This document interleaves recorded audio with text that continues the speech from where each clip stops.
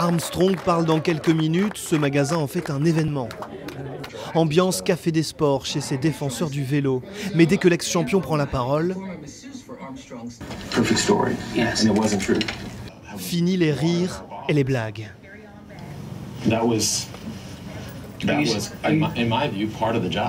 Ira est un vétéran du vélo, un inconditionnel. Ce soir, c'est surtout un homme dégoûté par l'attitude d'Armstrong. Ce qu'il a besoin de dire, ce qu'il veut dire, ce n'est pas toute la vérité. Ce n'est pas une rédemption. Non, pas du tout. Il ne peut plus s'en sortir la tête haute, sauf à considérer qu'il s'excuse vraiment auprès de tous ceux qu'il a fait souffrir. Il ne va pas gagner cette fois. Non, pas cette fois, il n'y arrivera pas.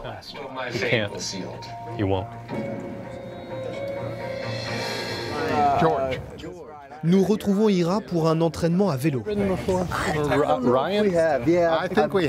80 km aujourd'hui, pas mal de dénivelé et avant de démarrer, un petit encas. C'est des céréales à l'orange, c'est comme de l'EPO, la meilleure variété. Le voilà, notre PO.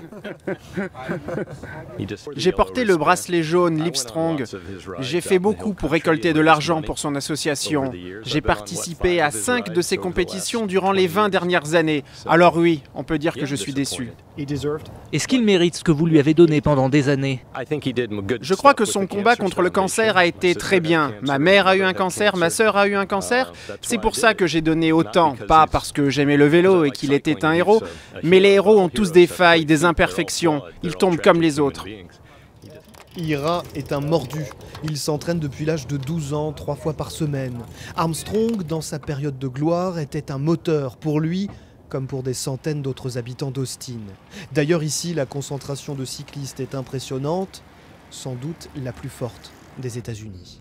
Tout cela grâce à l'enfant du pays, une star désormais enfermée chez elle, loin des regards. On est où là? Devant la maison d'Armstrong. Faites gaffe à ça. Pour Ira et ses copains cyclistes, Armstrong paye aujourd'hui le prix de ses propres excès. Il a tout donné cramponné à son vélo. Il a bossé durement, il a bataillé durement, il s'est dopé durement, il a tout fait durement.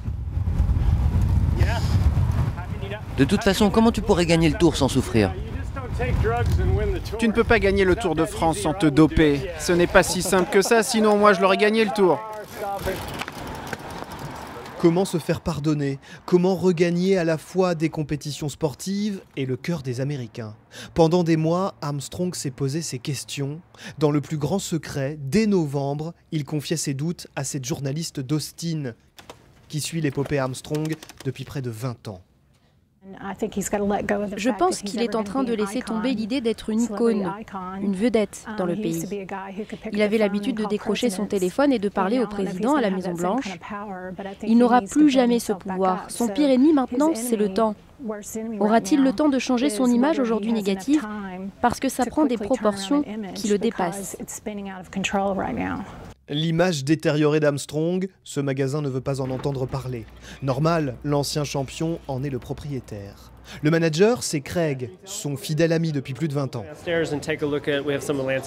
Tout à l'heure, on va aller en bas pour voir les vélos de Lance. On a aussi un centre d'entraînement et des machines de musculation. Et ici, c'est le service de réparation.